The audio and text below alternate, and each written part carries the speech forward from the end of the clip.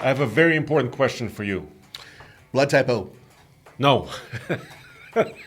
No, the question is, what is the best and coolest new heavy-duty diesel pickup? Ooh, well, there's three to choose from. Yeah, we're talking about the big three. Yeah. Because Toyota and Nissan do not participate in the 1 ton, 3/4 ton category. Nissan almost did, Yes. but they were never quite there. Yeah, but they're discontinued their big diesel Years ago, yeah. Anyways, so of course we're talking about all the recent testing we did on the big turbo diesels. We're talking about the brand new 2023, all new Super Duty Ford. Yep. We're talking about the 2024 Chevy Silverado, and of course the Ram Cummins heavy duty. All right, so all of these are dualies. All of these, the ones that we tested, are 4x4s. Yep. And they're all the big cabs, right? Yeah, the big cabs, and also fairly luxurious. I mean, we can talk about everything in this, but let's focus a little bit more on the engines also, because that's where I think the biggest contentions are. Okay. Because most of them now are able to tow similar amounts. Around 30,000, right? Yeah, or even above in some cases. Okay. But also, yeah, so let's discuss, because we've done Ike Gauntlets. Yes. We've done some MPG loops. Yes, we have. And, of course, drag racing. Which is the most important for consumers. But hey, how about before we get there, let's talk about our Patreon supporters. Yeah, we should, because without you guys, we would not be here. So Jerry Dudley recently supported us with Thank a you, Jerry. fairly big donation. Thank you, Jerry. And so every little bit helps. We don't have a lot of questions this week. We usually look at some comments and questions. But recently, Dan, we had a conversation with Dan over here. Dan purchased a 2024 BMW X5 50e plug-in, and he said we could use his vehicle for testing. Against trucks? He didn't specify. Okay. But, he did say you're welcome to drag race it. Wow. Okay, well. That could be something. Yeah, and if you guys have a unique vehicle, preferably a modern one, and you're interested in putting it on our drag strip or doing a Dude, I Love My Ride episode, contact us at ask@tfltruck.com. Bingo. That's right. And you can support us on Patreon at patreon.com/tflcar. Yeah, that feeds both truck and car. And everything else TFL. Yeah, that's right. So that's the only one Patreon page.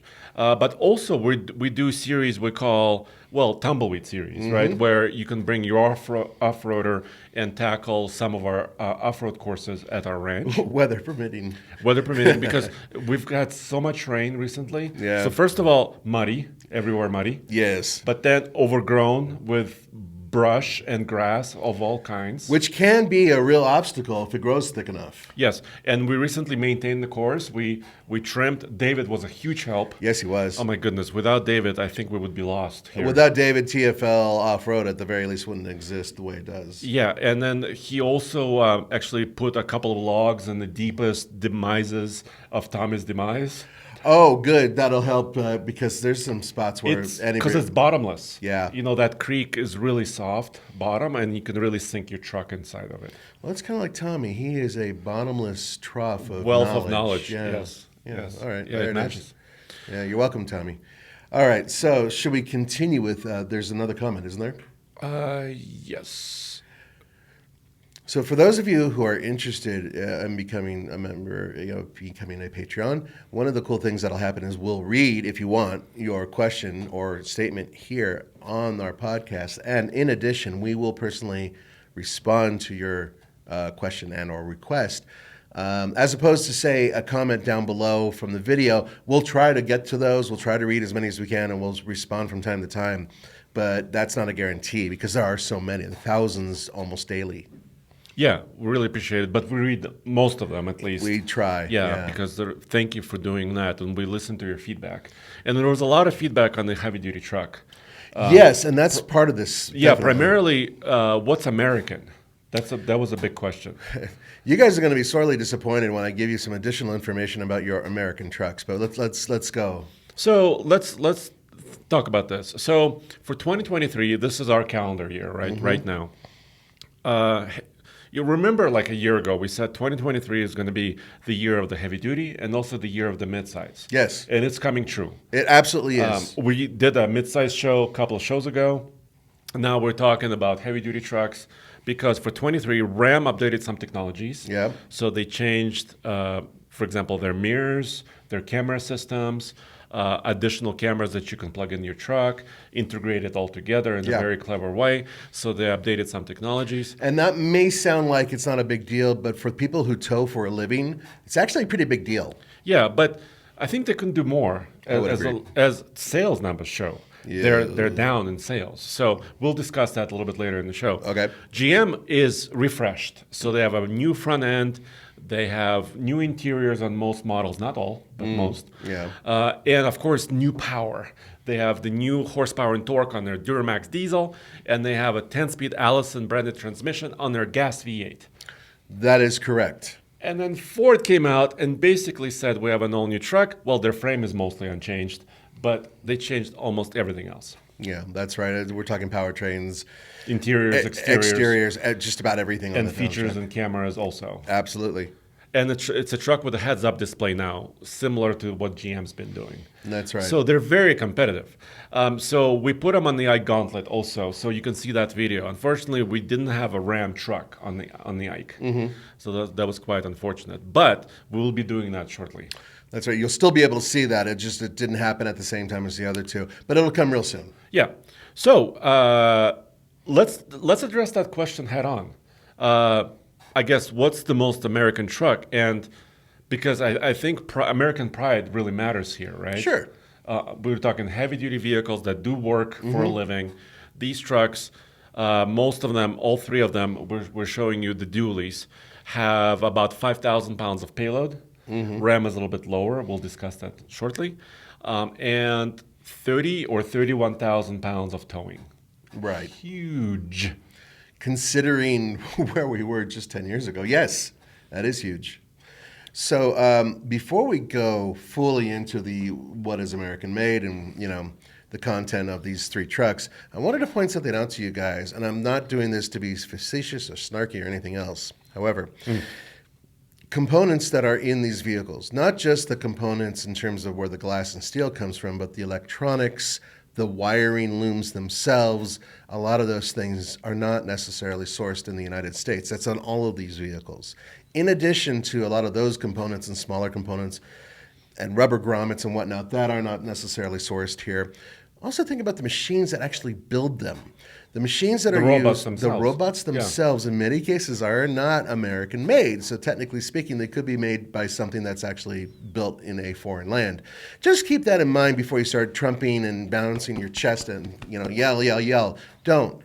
We're just pointing out the reality of what's going on. Now, from there, let's move on to where these trucks, what's going on with them. Yeah, and the reality really is every vehicle is global. Yes. Right. If you look at any vehicle, car, truck, pickup, SUV, van, but these trucks, I think they're focused on our American market. And indeed they are. And when I say American, I'm also, actually including Canada and to a large extent Mexico. Even though in Mexico some smaller trucks exist as well, but Canadian market also loves big, giant pickups. Yes, I agree. So. Let's look at Ram first, right? So they're doing something that I call best of breed, right? Where a manufacturer combines components from several different companies into one.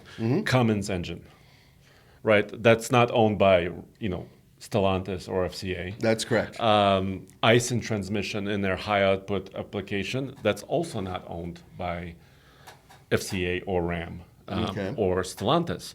But they wrap it all into one package because they've been building pickups for many decades, right?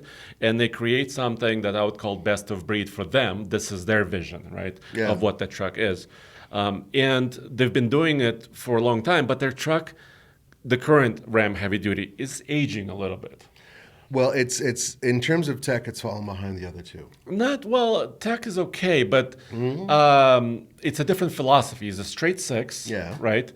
The horsepower numbers are not super high, but you would argue, why do you need high horsepower, right? When you need just torque, And the right gearing and everything Yeah. else too, right? Yeah, and it's still able to perform on the same levels as those other two in terms of capacity. Yes. Yeah. And it's built in Mexico. That's right. But you source the other materials from other places, including the United States. Absolutely. Am I correct? Yes. Because the engine comes from the U.S. I'm not sure exactly where this Ison is built, but it could be a global product as well. I for thought it sure. was global, but Yeah. I'm not 100%. You let us know in the comments below if you guys have a lock on where the Ison transmission comes from. But yes, it is assembled there, and I'm sure that some of you may have concerns about that. But here's the other side of it. From what I gather, and from the vehicles that we've had that were also built in Mexico, and that are Ram, Yes. they've been really solid. Yeah, we have a Ram 2500 Trailhound. Yeah. We beat the bejeebies out of it. We have, and it has just taken it, smiled, and asked for more. It is remarkably robust. So I honestly don't. I'm not going to throw any dispersions in terms of the fact that it's built south of the border versus where it's built here. In that respect, the quality seems to be there. Well, let's look at something else for a second. Old Tacomas are now built in Mexico. That's right. They moved the plant from Texas because of the amount that they're building right in the Tundra. Yeah. I think the Tundra and the Sequoia are now built side by side in the same plant. In San Antonio, Right, Texas. right. But of course, now Tacoma, all of them for the U.S. are built in Mexico. So, and the whole thing that manufacturers try to do is kind of replicate success, right? If it was successful in one factory, it can become successful in all Especially with factories. automation. Yeah. Because then you take the human element, which is the propensity for mistakes, out of it to a certain degree. If you have robotics and everything else, it's actually taking care of a lot of this, and you can have even quality throughout. And processes, of course. Processes are very huge. Anyway, so the Cummins engine right now, and for the last 2-3 model years, 420 horsepower is their high output number, and 1,075 pound-feet of torque. They were actually the first manufacturer over 1,000. Yeah, I remember that was a really big story. Remember, Jim Morrison actually was that the Chicago Auto Show that did they mention that? Probably, I because think they it love was. Chicago. Yeah, they do. Yeah. And I think Jim Morrison, who's now at Jeep, was at Ram, Right. and he was one of the key people working on this and pushing the boundaries of torque. Yeah, there that Cummins. blew everybody away. But now, Things change. where's Ford? They're like, you know what? Hold my drink, Yeah. so to speak. And they came out with this gigantic new high output V8. Well, where is the heavy duty Fords built? Where Rose? So that's Rouge. no. So not Super Duties, because their F-150s are built there. That's right. At the Rouge. So where's the? They're in Kentucky. Okay. They're near Louisville. So Super Duties. So most of these trucks actually have multiple plants because they have so much volume. Well, yeah, that they they're have selling. to turn out so many of them, right? Right. So in Kentucky, they built a lot of Super Duties. They also built Expeditions there and Lincoln Navigators. Gotcha. So a lot of them share some components like the electronic packages and some other technology. Probably similar wiring looms and all that Yeah. stuff that go throughout. And then Ford is not doing what I call best of breed, where you combine many different manufacturers into one. They decided to design and manufacture their own turbo diesel engine and their own transmission. So Right. they're really, all of the components are kind of owned by them and designed and tested, integrated by them. Is that running with a 10-speed now? Yes. Okay. So all new Super Duties are 10 speeds. The Ram is still 6-speed, and I think that's kind of the Achilles heel, maybe a little bit, because I think if it had more gears than 6, it could have a little bit better efficiencies in some ways, and maybe even acceleration, because you would have better gearing. But I thought there was an 8-speed available for heavy-duty Rams. Those are gas engines only. Ah. Those are ZFs. ZF also has a very good reputation. Yes, it does. Yeah. So here's the rumor. Everybody wants, and I think we're a little bit guilty of this rumor too at TFL. Everybody wants Ram to stay with the Cummins, right? Because that's kind of synonymous with Ram trucks. Yeah, they're known to be durable. But maybe put an Allison transmission behind it. And there's a unique Allison transmission, which is 9 speeds, not 10, but 9. And use that 9-speed behind it and improve drivability and acceleration and maybe even efficiency. It might even be smoother too. Well, who knows? Yeah. Yeah, So, it's hard to say. We don't, and Allison has a great name. I mean, that's what that company was known for decades, is really great transmissions. Doesn't somebody else use them? Chevrolet. Yeah, we're about to get there. So let's talk about it because it's another little bit confusing topic. So Allison Company was owned by GM, but now they're separate. They're Yes. recently separated.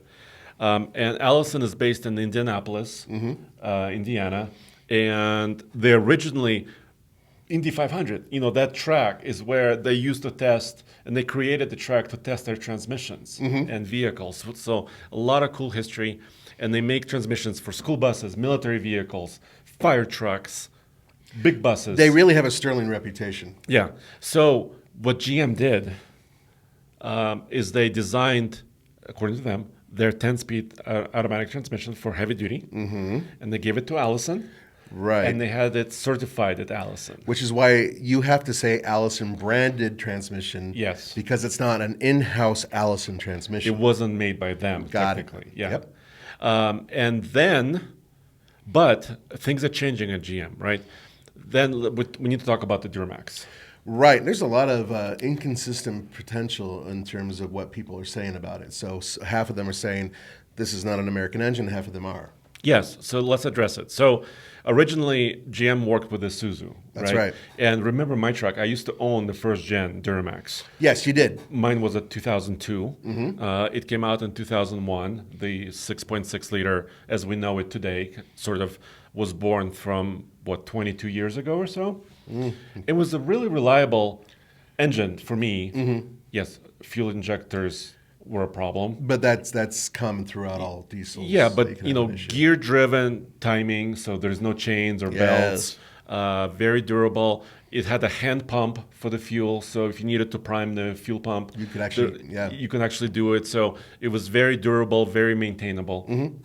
And since then, GM took more and more control of that design, Right. Because they needed to integrate it into their vehicle. So it's becoming more GM than ever before, and it's built in Ohio.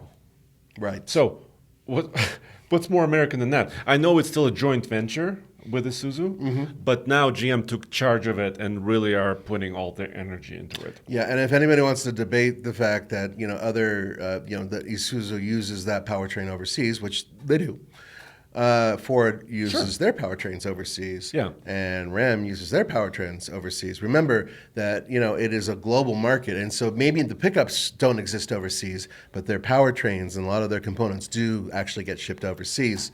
And that's, I think, what we're trying to kind of bring this down to, is that nowadays things are far more global than people give them credit for. I think what a lot of people, actually, let me throw this in there. I think what a lot of people are concerned with is, hey, was that built in an American factory where an American worker got paid money to bring home to take care of his American family? And in many cases, the answer is yes, or partially yes, like the engine was built here, or the transmission was built here, or other components were built here. So I don't really think that you really can throw too much shade on any of these, honestly. And I'm not even trying to be favorable towards one or the other. They're proper American trucks. They are built in or near North America, as far as I'm concerned. Yeah. And the most important part is they're all capable, more capable than ever before. They all perform very well. And for the buyer, who I care about, I don't care about anybody else. I care about the buyer. For the buyer, right now is a golden time in heavy-duty pickup trucks because their capacities are off the scales. And this particular Chevy Dually that we had was built in Flint, Michigan. Yeah. They also have a plant in Canada. So, like we said, these companies have multiple plants. Right. There are a couple of Ram plants in Michigan as well. So, in order to keep up with demand, they have to have multiple plants. Exactly. So there's a lot of goodness going on. So now, how about this? How about we talk about the results of the drag race? Because there were some interesting things that happened. Yeah, I'm not surprised by one of them. I'm not surprised by the vehicle that dominated, but I am a little surprised about second place, so to speak. Okay, so the first race we did was, and Mr. Truck was here in a big way. For those of you who are watching, you can clearly see him behind us wearing his patriotic shirt, jumping several feet in the air, it looks like, in front of the trucks. And he's a heavy-duty reporter, and for him to be elevated like that in space, that's huge. This dude's in his 60s, well into his 60s. Yes. I give him a lot of credit. So we decided to do a bracket race. So we put up the Ram versus Chevrolet first. And I know I was driving the Ram, and I know there was a big weight on my shoulders, right? Because there's a lot of Ram fans. Sure. And also Chevy fans and Ford fans. Yeah. But I knew I was down on horsepower. but I thought I could have a good takeoff. Lots of torque down low. Right. Still, well over 1,000 pound-feet of torque in the Ram. And the Chevy puts out less Torque, 975 versus 1,075 in the Ram. So 100 foot-pounds of torque difference between Yeah, the two. but the Chevy, of course, has more horsepower, 470 versus 420. So that's about 50 horses. Anyways, I had another disadvantage. The Ram is heavier, unfortunately. It's like on old steel, what some people would say. Well, it's an old platform, Yes. you know? Yes, and it has the older cab design, so it doesn't have the newer cab that some of the light-duty Ram trucks have. Right. So my truck weighed just over 9,000 pounds. And we're talking about limited edition, fully luxury truck. Yeah, all the leather, power seats, all that stuff. And it had, adaptive cruise control, and it had all the features. It didn't have the latest camera system because it wasn't the 2023 model year. It was the 2022. But it had about 900 miles on it. Actually, it was thanks to our friends at Brighton Ford, Colorado. They had this used truck on their lot. Yeah, but with only 900 miles on it, I mean, it's pretty new. It's pretty much brand new because you would want it to be broken in. Yeah, right. You can't drag race a truck with 0 miles. Exactly. On the clock. So it worked out really beautifully, but it was heavy. Yes. And I think that's partially why it kind of also was losing some of this drag racing acceleration. Yeah, I agree with you. So these are the times we have here. Yeah. So the first race was between the Ram and the Chevy, and the Chevy won. Yeah, and the quarter mile was quite a bit different. They were close at first. And also you guys asked us, why not four-wheel drive? Right, we did not use four-wheel drive in any of these racing. That's a good question. All right, well, there are a couple answers for it. Yes. Go for it. So one of the biggest answers is that I tried four-wheel drive launch in the Ford, and I didn't like it. Previous Super Duties liked it. So several years ago, remember at a different track at IMI Motorsports? Yes, at IMI. We did some drag racing as well. And previous Super Duties liked, because you have more traction, right? You can launch it a little bit better. This one kind of cut power almost, it seemed. Like it had a great launch in four-wheel drive, but then down the line, it said, nuh-uh. It didn't want to go super fast. And I'm guessing that has to do with the fact that it has a brain and says to itself, I want to preserve the transmission. And the transfer case, and all the shafts that are spinning. Yeah, right? exactly, which it's not built to be a drag racing vehicle in that respect. So you have to default to rear drive in order to keep everything healthy and happy and fast. Yeah, and it doesn't have all-wheel drive capability, so it doesn't have clutches. Do any of these GM does. Right, and so that's a problem. But it's unfair if GM uses it and nobody else uses it. Right. So that's why you left that rear drive. Yes, and Chevy was in rear, and the Ram was in rear. Even though they were all equipped with four-wheel drive, we ran them in two-wheel drive. But then again, they have 4 tires in the back. Yeah, that's right. It's a lot of traction. So it's almost like four-wheel drive. That's one way to put it. Except it's rear-wheel drive, and you have a lot of tire patch. Yeah, and did you break traction on any of these when you... Yes. Yeah. Yeah, and... You know what? Even with traction control off, which is the best way to launch these, we found out, because with traction on, the computers are really clamping down. They're freaking out, and they're not going to let you rev or do anything. Without it, it's up to the driver, right? You have to finesse the pedals, and you have to just brake torque it and boost the turbocharger just enough, because if you do it too much, you're roasting the tires. Exactly. Basically. And then you're losing time on the launch. And also, I don't know if we should maybe do another test in the future, having a payload in the bed versus not. Oh, I'm sure it would make a lot of difference, actually. You know, as far as how much traction even something you can get. as light as 500 pounds would make a difference, I bet. Because I know adding weight really kills you a little bit down the line, right? Because you're moving more weight forward. But traction is applied when you add weight to the rear axle, for sure. And they also ride better, frankly. Yes. So that would be worth looking into. And the Ford was the high output with 500 horsepower and 1,200 pound-feet of torque. Jeez. So to finish up the first drag race, Chevy won by over a second in the quarter mile. Chevy ran a 16.24 in the quarter. This is at over a mile above sea level. Yes, this is all in Fort Collins, Colorado, or just north of Fort Collins. And Ram did 17.71 in a quarter. Okay. Now, it was Ford's turn. The reason I'm laughing is because one thing Ford has managed to do over the past, say, decade is in terms of speed, their turbocharging on all their trucks has lent to some of the fastest trucks we've driven. Yeah, including F-150s. Yep. They also have the Raptor R now, which is absurd. Yeah, and that's supercharged. Yes. And even their little, small displacement Ford Ranger, that thing moves fast. So Yes. we're used to Fords dominating on quarter miles. And you would say, this is a pickup truck. Why do you care? Well, a lot of these are now family daily drivers, too. Right. We're not talking maybe dualies being daily drivers. Oh, there's plenty of some are. Yeah, there's plenty that are. Some are, but when we talk about F-150s and even F-250s and Rangers, you want to have fun vehicle, right? Yeah, but not only that, but let's say you're on the on-ramp and you're at a light and you got a guy next to you who's giving you a funny look and he wants to cut you off because he's in his Mercedes. And you're like, yeah, maybe not. Maybe not. And you decide to take, and you've got the power to do so.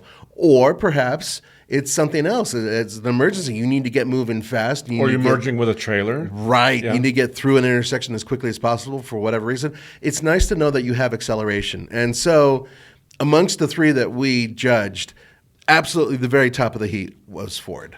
Yeah. So it had a better takeoff, had a better, every time was better, and it beat the Chevy significantly. It ran a 15.57. 15 seconds, 0.57 at 92.3 miles per hour in a quarter. This is, once again, at a mile above sea level. Right. So then Tommy came in, and he decided to put his Mustang GT. Which is an against older it. one. What year is that? It's a 2014. 14, that's so it, it's yeah. a previous gen. But it has the Coyote. Or previous gen. Yeah. It has a Coyote 5-liter with 420 horsepower. So you would think a little baby Mustang, comparatively to the dually, because the dualies, like I said, weigh between 8,500 pounds and 9,000 pounds in this case. The Mustang weighs just under 4,000. Something. I'd say about 3,700 pounds. Yeah, that's what everybody else told me Yeah. in the comments. I actually, anyway, I want to weigh the Mustang because there's a controversy there, but that's for another topic. That's fine with me. I want to go take it to the truck stop and weigh it because I was using the gross vehicle weight rating on the Mustang and the payload, and I calculated 3,900 pounds. Okay. And everybody said I was wrong. Well, So I want to stand up for myself. And it's going to be really funny when you bring it to the scale and you prove everybody wrong, and they'll be like, "Oh, you put lead weights in the back. You totally." Or I prove them right. Or you prove them right. That's entirely Well, I fine. should do that. Anyways. Okay. So Tommy rolls up. Right. Tommy rolls up at the This is Mustang. just for fun, guys. Yeah, this is just for fun because, the diesel Ford was quickest. And within the first 60 feet, how the drag strip, they measure in feet, right? They were almost identical. They had similar launches off the line. They were 3/100 off on launch. Then at 330 feet down the racetrack, the Ford was just about, 13/100 of a second behind. I mean, we're talking like half a truck length. Yeah, if that, yeah. But in the end, Ford has a smaller cross section. It's more aerodynamic. It's lighter by far. So the Ford Mustang, of course, beat it in the end. Yeah, it was traveling at 102 miles per hour, whereas in the F-350 it was going 92.3 miles per hour. And if you're depressed about that, don't be, because think about it. That truck was never geared and or built to race, so to speak. It was built to haul. It was built to haul heavy, stupid loads. And so being able to keep up with and come darn close to matching a Ford Mustang GT is pretty damn impressive. However, I have to say this. Now, I've driven these trucks before. I haven't driven the newest Ford, but I have driven the previous generation one. And I have driven the Chevy and I have driven the Ram. And they all have their plus and minuses in terms of how they feel down the road, how they're built in terms of sound quality, how they feel under load. They're all very different. They have different personalities. And that's the cool part, because you as the consumer get to choose between 3 different personalities. Exactly. And I actually had the benefit of driving all 3 trucks last week because I had to move them around and I was driving to the racetrack and back. Right. So I jumped out of the Chevy and before the drag race and I drove the Ram. And I was actually impressed Even though the seating position is different, the Ram seating position is a little bit higher. Yeah. You feel like you're sitting a little bit taller in it. It was still super nice. Well, it was a limited edition. Yeah, that's true. But the ride quality empty was actually not too bad. I think all three of these trucks really kind of paid attention to ride quality, even unladen, which I was really impressed with. I think that has to do with what we brought up earlier, which is they're starting to be used as commuters by some people. Not starting to, they've been used as commuters where maybe someone will load something in it, and the whole reason they have a dually is because they have a massive trailer they'll tow on the weekends or whatever. And then they drive it as a daily vehicle, which honestly, some of these things are efficient enough to almost make a case for that. But at the end of the day, my past experience has told me that Chevrolet seems to be very happy being driven on the streets. You know what I mean? It's at least Well, the previous one was very, very agile and felt like it was a little bit more, I don't know, pleasing to drive on the streets. Does that make sense? Well, yeah, but it has a different front end design. Exactly. Right? The Ram and Ford have solid axles, and the Chevrolet and GM trucks and GMC have independent front suspensions. And we've said it before, the independent front suspensions usually can or do cater to a more comfortable ride. Yeah, and specifically, I would also say, on a highway, if the highway is bending either left or right, and you have expansion joints in the bridge or something, Right. the solid axles kind of hop. Yeah, they do skip a You little know, bit, especially in Jeeps. Yeah, and especially in some of these big trucks as well, they Because do it's hop. so firm. But the Chevy is a little bit more compliant over that. I think that's kind of where I'm going with Yeah. this too, is that it compliance, I think, is the right way to put it. And then, if you want to rocket something that is faster than an awful lot of cars that are built, and has a lot of the most modern tech, Ford is sort of leading the way. And then in terms of having the comfort of something that feels like it was built like a sledgehammer, I would say the Ram. It's just it's old, but it feels solid. And what I said during the video, and I meant it, I think the Ram still sounds the best. It has that quality. You like that trucky sound. Yeah, it is trucky sound because it's a straight six, and you kind of recognize it from a mile away, right? And you can hear it, and it also has a manly exhaust brake. Yeah, it does. When you engage that exhaust brake, it it kind of it lets you know it's working, Right. And it's actually very effective, even in our Trailhound, because it has a Cummins as well, Right. I was coming down the mountain with a trailer recently when we were doing some filming with our camping trailer, and I never touched the brake once in our local canyon road. It was a beautiful experience coming down. I would, yeah. Coming down the mountain. I also wanted to show the Ike because I wanted to discuss a little bit about the Ike. Here we go. The Ike Gauntlet is our world's toughest towing test. Why? Because of elevation. Elevation, angle, and the requirements we're pushing onto the truck. We go for maximum weight, or at least the maximum weight that the truck is supposed to both carry and pull. Yeah, and we're talking about over 11,000 feet of elevation, 8-mile stretch of Interstate 70, and 7% grade. Yeah. So those are pretty demanding numbers. We're about to celebrate 10 years of the Ike Gauntlet. My goodness. 10 Remember when the first one was Roman and Mr. Truck in a Ram 3500, actually. That was Yeah. our first truck. And then, of course, you and I started to come in and we were helping out. I was measuring brake temperatures and and then we accelerated forward. Yep. And we're now at a point where this is not only a test that is, popular for TFL, but other commercial entities, including manufacturers, have used it to base certain research on their vehicles.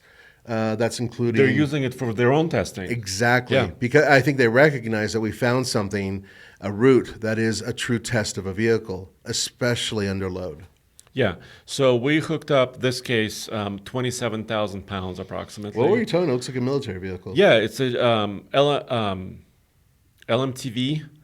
No, JLTV. It's a Stewart and Stevenson chassis. It's a giant military truck. The military truck that's on the trailer weighs about 15,000 pounds. The trailer weighed about 12,000 pounds because it's a giant hydraulic dovetail, 44-foot deck, pretty insane. So you're getting pretty close to 30,000 pounds right there. Yeah, and these trucks, the way they're configured, at least for this year's testing, they're close to 31,000 of towing. Okay. So we were not at the super max, but we were reaching the payload capacities of some of these trucks. Yeah, and I think it's a very realistic load. I mean, often I've seen dualies towing, with large trucks and or several cars in the bed or whatnot, hot shots, running around. Yeah. So this is a realistic test. And also that military truck was like a billboard. So that's important to note because it was actually set back a little bit for weight distribution. Right. So the wind comes over the pickup truck And slams right into that. slams into the military truck, which is like a billboard. So you have all that extra drag. In addition to all the extra wheels of the trailer and everything else is also creating drag. And it killed our efficiencies, of course. I bet it did. It killed our efficiencies. But that's why it's the hardest test. Yep. The toughest test in the land. So we mentioned how the Ford was quick, right? Yeah. Do you like our hats? I was laughing. I think it's great. You are more cowboy than I will ever be, my friend, and I absolutely think it's hysterical. Well, I'm a little bit city slicker also, of course. Yeah, okay. I'm from a big city. You are indeed. Anyways, Mr. Truck is a true, He's a true proper farmer. farm boy. Yeah. Yeah, he really grew up on a farm. Don't ask what he was doing there. He baled hay. Among We other could say things. that. Yeah, we can legally say that he baled hay, and that's it. That's as far as I'm going to go. But Ford was getting a little warm. So Ford on the mountain, you could also watch the video for details. Yeah. Chevrolet was managing its temperatures a lot better than Ford interesting. did. None of them derated or were overheating or nothing like that. But, Right. But Ford temperatures were higher. I guess engineers, decided to allow that, or maybe, I don't know, maybe the algorithm for the cooling was different. But I like the Chevrolet that it never let the temperature spike. I think Chevy team did better at designing those things, but Ford performed really great on the downhill. The braking was amazing. On the uphill, it was the quickest truck up the mountain. I'm not surprised at all. Once again. Yeah. Ford likes to just pack on the power. But at the end of the day, and I bet I'm wondering if, for those of you who are experts or driving dualies for years and years, the question is, if you have a vehicle that doesn't quite perform as well in terms of overall power, but it lopes along at lower RPMs like the Cummins, and you want that long-term durability, do you look at the Cummins in a different way than you do in the high-strung Ford? I'm just curious. I want your perspective on it. So, I'm sorry, continue. Well, yeah, and I was going to say, we had this discussion while we've been driving around cross country. Yeah. We see a lot of Ram trucks being used for hotshot driving. Yes, we do. A lot more Rams than other manufacturers, in fact. And there's a reason for that, obviously. I mean, a lot of Rams, those basic trucks, are probably better value, maybe initially. I mean, all these trucks are competitively priced. Right. Also, Chevys are fairly good on value. Ford seems to be just piling on the features and really forcing raising you the to prices, really, raising the prices because of that. But also, I was told that, a Cummins is a Cummins. You pull up in a truck stop in Texas or Montana, people understand how to fix it if there's an issue. If you pull up on a Duramax or a Power Stroke, they may send you to a dealership. Oh, that makes sense, yeah. But most truck stops understand or have parts for Cummins engines. That's interesting. I didn't even think about the truck stops. So maybe that's also part of the reason why. That's a really good reason, yeah. So there's pros and cons to all of these, which is what we've been saying. And that's why it is a golden age of trucks, because you really can't go wrong with any of them, per se. And they all have their strengths and weaknesses. It just really depends on your perspective. I know where I lean, and it's a funny thing because I don't, normally with heavy duty trucks, I sort of lean towards Rams. Mm-hmm. They just kind of suit me. Yes. Then with light duty trucks, sometimes Ford. But this time I've been leaning towards the Chevy. I really like the way they did it. I like the interior design. I like the comfort of the ride. Overall performance is pretty damn good. It's not as fast as the Ford, but it is a fairly economical truck, and it seems to be one that is relatively economical to buy as well. Well, this particular one was $17,000 less than the Ford. and approximately the same less than the Ram. Yeah. I know it wasn't the high country one, that could be a little bit more expensive, but still an LTZ Chevrolet has a lot of features. Yes, it does. Ventilated seats, heated steering wheel. Decent sized screen and all that stuff. Yeah, new interior, refreshed interior. So plus a better value to start at some level. Yeah. I know it wasn't complete apples to apples on trim levels, right? There's only so much we can do with that, unfortunately. Yeah. So you know what? I'm almost leaning the same way with Chevrolet, even though, Ford is pretty insane to beat. On paper, Ford is Yeah. absolutely the king. And not even paper. Look at our drag racing. Look at our Ike Gauntlet. Yeah. I just, the Ford we tested was $102,700. God. That is just, well, how much is the Yes. Ram? Also 102. No good. 102. No good. No. 85 for the Chevy. I mean, that's ridiculous too, but I mean, But comparatively speaking, the prices are just so out of control. And I know you guys agree, but at the other side of it is, yeah, the prices are out of control, but people are still buying them. yeah. So I would say, I kind of want to say Chevy, but Ford in the right trim, right? I don't think I would go for the $102,000 Yeah, version. maybe of knock it. off 20 grand and drop it down to something. Yeah, that's- like a Lariat or an XLT. I used to have an XL F-150. Yeah. And maybe, which was plenty of truck for me, but I was missing certain things like LED headlamps, or I was missing, maybe adaptive cruise at sometimes, cross country driving. So maybe XL is not, it's good for work, but for daily driving, XL is a little bit too decontented. Right. So I would go for like something like an XLT or a Lariat, which are also expensive. They can be very expensive already. I would agree. So to encapsulate this, sorry. No, go ahead. I wanted to say that I want to turn, yes, so I'm choosing the Chevy and Andre's I'm going to choosing go Ford. Yeah. And why not the Ram? It's real simple. The Ram is so solid. However, it's way, way past its prime, I think. There's far too many things that it's lacking. And in addition, its performance numbers just don't match the other two, not even close. Yeah, and it's not to say, oh, it lost a drag race, that's why it's bad. No, that's not what we're saying. It's because there's just a lot of components and whatnot on the inside that just don't quite rival the other two. And let's face it, keeping vehicles fresh is part of the game. Well, here, and I think we had a show recently that we discussed ways that Ram can really take the game back and really turn the tables. They can give it a new cab. Yes. Right, so that's one. So the current cab they're using on their heavy-duty trucks came from a previous generation of Ram trucks. And it's a fine cab, except some of the crash protection and worthiness is not quite up to par. Yes, yes. As the latest GM and Fords, right? Some of the space, the new Chevy, you could recline and lounge in the back seat, Yeah. and so does, Ford has a little bit more space than the Ram too. And then when you're not getting the 8-foot bed in the Ram, their beds are almost too short. The 6'4", where Chevy and Ford went to, 6'10" rear short beds, which are a lot more usable. You can tow a fifth wheel more easily. Yes, yes, that is indeed true. And I know some of you guys are like, well, I'd prefer a shorter bed, and we acknowledge that as well. But in terms of overall usability, I think you might agree that having a slightly longer bed, just slightly, makes a big difference. Yeah, and we're talking about, Ford even put cubic yard stamps on their beds. When you buy sand, Right. how many cubic yards can And you there's put? other. Does that Ford have the scale integrated? Yes, that's a cool feature. That is a feature that they desperately need to have on the other trucks. Yeah. It's so cool to have. How many times, think about just the weigh-ins that you guys have to deal with if you're dealing commercial. This would be a huge help. Yeah, huge help. And I know it's not like certified where you can tell the officer or whatever, oh, my truck said it's this. But it's a guide, right? It Right. can help you load properly and be a level truck.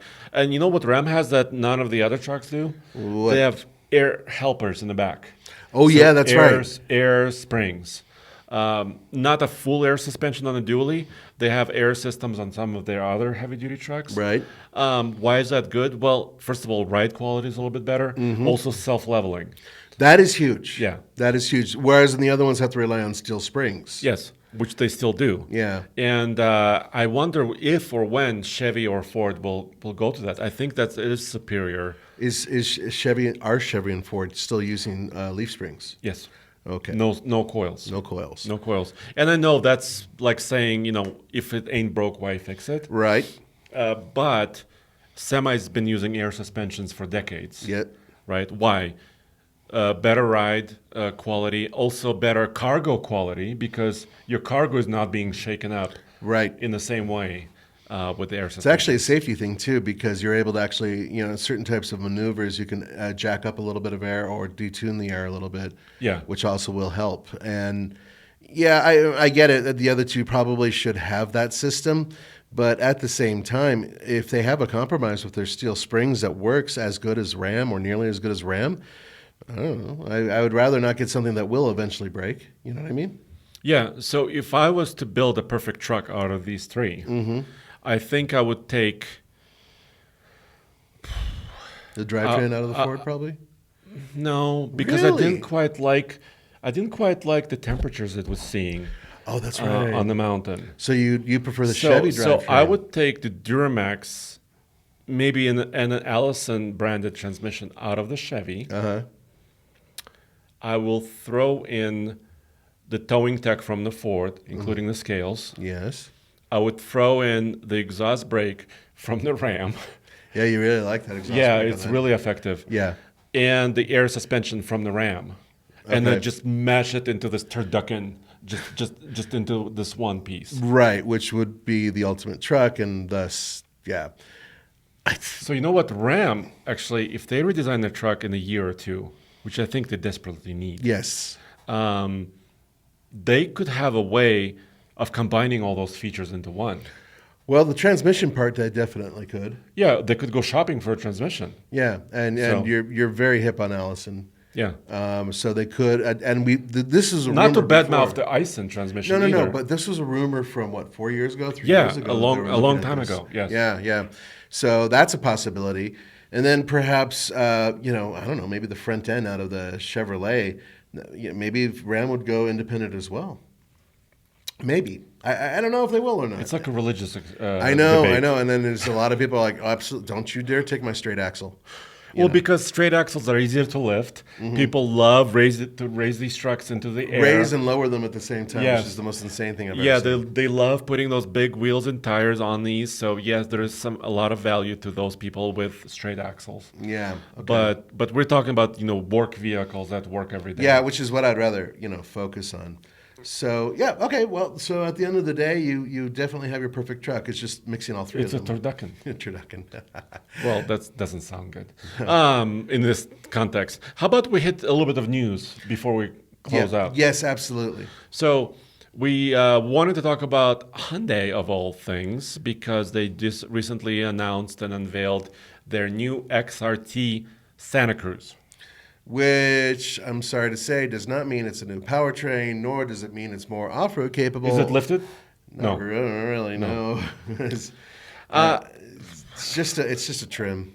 It's just a trim, guys. So it's a cosmetic update. So Yeah. here, I think they fell a little short on this one. I would agree 100%. So first of all, you're an owner of a Santa Cruz. Yes. We used to be owners because we had a long-term Santa Yeah, for Cruz. over a year. Yeah. So we know this vehicle quite well. Yes. We heard rumblings that a more off-road capable version is coming. Kind of rumblings. Yeah, and it would compete with the Ford Maverick Trimmer or something along those Yeah, lines. and then we saw this official news, Yeah. and it did not live up to that. It's it doesn't have a suspension lift. It doesn't No. have bigger tires. Doesn't have an updated engine transmission combo or anything like that. It has more cladding, Yep. different badging. Sometimes you can even get steps for it. Which is utterly useless because it's so low to the ground. It's already a pretty small pickup, but the interior is still super comfy, right? I mean, the they're interior very is nice. comfortable car. That's why we got one. Yeah. My wife preferred the ride in the field, the interior of the Hyundai over the Ford. That's really the only reason, because I was 50-50 on this. But there's more. Something that I discovered driving the Maverick, I put on an old aftermarket roof rack. And this is the roof rack that I used to have way back for my Toyota Tacoma, and that was a 2004 Tacoma I think I had. Yeah. And I adored that vehicle. Anyway, so I kept the roof rack because it's universal, and I figured one day I might use it again, and I've tried using it before in some other vehicles. Well, the way I ordered my Hyundai, it did not have one. So I just used this, and you clamp it on and whatnot, and temporary. Well, when I was driving around with it without all the stuff hanging off of it, and the reason I use the roof rack strictly is for cargo, not for looks, but when I was driving around with it without cargo, I noticed that I got a major penalty when it came to MPGs. Just by putting a metal basket on your roof of your pickup. Exactly. Okay. Aerodynamics really matter in this case. I went from averaging between 25 and 27 to 21 and 23. Well, 21 and 24. Whoa. So I basically had a 2.5 MPG loss by using that roof rack. And in addition, I had a nasty whistle coming out of it. Now, to be fair. Yes. It is not a very aerodynamic roof rack system at all. No, this thing is square pipes. It's pretty simple. Yeah, it's a very simple, basic one, and the basket itself is old, and it's just none of it's particularly aerodynamic. So I would agree with you that you could probably save a little bit by getting specially made ones, Tully and whatnot. They or Thule, is it pronounced Thule? Thule. They have more aerodynamic style bars and whatnot, and that would probably help. But nonetheless, it dawned on me how many people out there are leaving their roof racks on or leaving their roof baskets on or their rooftop all year tents. long. Right. And when they're not being used, and it's like, guys, you're spending hundreds of dollars extra annually to drive your vehicle around because you're not taking those racks off or you're not taking that rooftop tent off and whatever. And when you're talking about a tiny little pickup truck like this that's specifically built for economy, it's a problem. Now, here's the good news. Yeah. Self-leveling suspension worked really well. Oh, yeah. I easily I probably loaded in a good 1,300 pounds into this thing. So you were moving a bunch of equipment here in your little Santa Cruz, but it's not doesn't have air suspension. No. It just has regular shocks, but when they go down, they can actually kind of ratchet themselves up. It has a memory, essentially, where it remembers its regular ride height, which is just slightly jacked up in the rear. And what will happen is, as it's pumping air into itself, it just goes from one chamber to another and then gets back to its regular ride height. So if you're towing with it or if you're hauling in it, without having any expensive, special suspension system, within reason, it will go back to its regular ride height in a couple miles, I believe, and you're off to the races. That's especially good with towing. I towed with it. It was like 2,500 pounds, and it did dip a bit. And then after I drove just down the street and back, it was perfectly level. So yeah, nice little setup on there. But just keep in mind, on these little tiny trucks, if you're going to do something like that, especially if you had lights to it and all this other stuff, be prepared to spend extra money annually on fuel. Yeah, and I think it's another way to illustrate the importance of aerodynamics, and this also has to do with even future electrification, right? Yes, it does. Because if your little pickup was electric, you would see another drop, similar drop in range, and a similar drop in efficiency. Yeah, that's especially true with electric vehicles because I think it's more pronounced. You know what I mean? Well, because the charging is more difficult. Exactly. Right? It's more difficult, and immediately, and your vehicle may not, maybe in the future they'll be able to detect that there's a rooftop tent or whatever that you put on your vehicle, and it'll go, okay, I'm going to go less miles.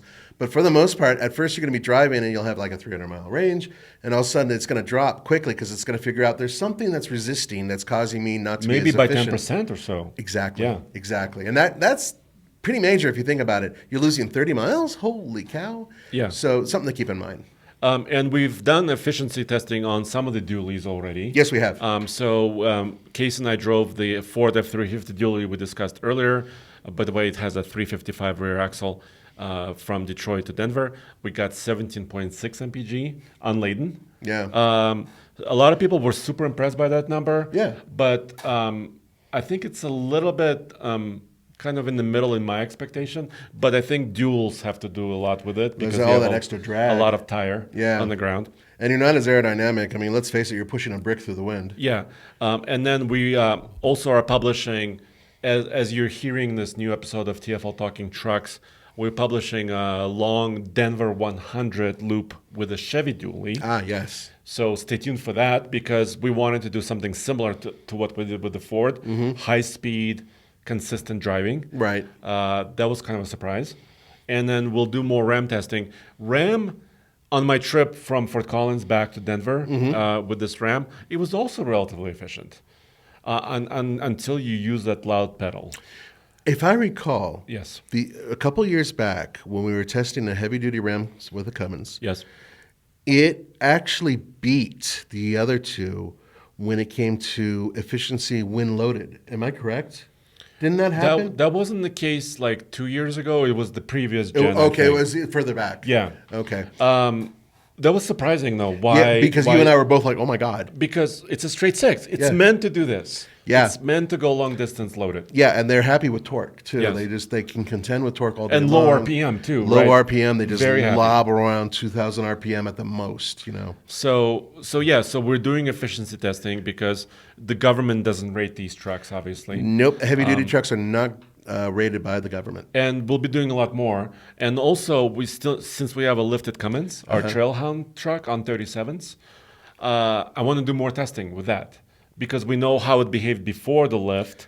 Now we can actually test it. And I after think the that lift. that's great information. We actually, from our previous talk video, some of you guys were talking about the fact that we're testing vehicles as they come stock, and we're able to put that information out there. But we also mentioned that, unfortunately, once a vehicle is lifted or even gets different tires, different equipment, then suddenly a lot of those numbers go right out of the window because suddenly they're no longer relevant. It just takes a very small change to make a truck behave very differently. And some of you guys mentioned that. So the good news is now we're going to, at least with one truck, be able to measure what it did in the past versus what it's doing now with a lift and larger, beefier tires. Totally, because you're changing aerodynamics and tire drag. Yep. And a lot of factors. Rolling the rotational mass on the tires alone, all of that has been added to. Is it going to cause a major change or a minor change? And that will be worth investigating. Yep. So there you have it, guys. Thank you for joining us for another TFL Talking Trucks. I was just clicking on that Trailhound video. Yeah, you got some dude running around with a muscle T. What the hell? That's none of us. No, I wanted the ROA off-road camper. Here it is. Here's the video of our Trailhound. And we no longer have the LU cabin. So our friends at Juniper Overland helped us take it off. But we still have the massive AEV bumper. We still have the winch. And I think now with that LU cab out of there, it probably has a different ride stance too. Ride stance and also, of course, different weight. Yes. So everything. Well, how much was that LU? That thing. That's about 500 pounds. 500 pounds. Yeah. But then accessories were added to it as well, so it may have been closer to 6. So that barely puts a dent in the truck, so to speak, because it can take it. But by pulling that out, we're still going to get a more efficient truck, I think. Yeah. So let us know. Once again, we discussed the biggest pickups, the diesels. Yeah. Let us know what you think in the comments below. Yeah, and if you have a problem with drag racing, please send your messages to Roman Micah, care of TF. No, not to us. It's fun. It is fun. It is fun. All right, guys, we'll see you next week. Have a good one.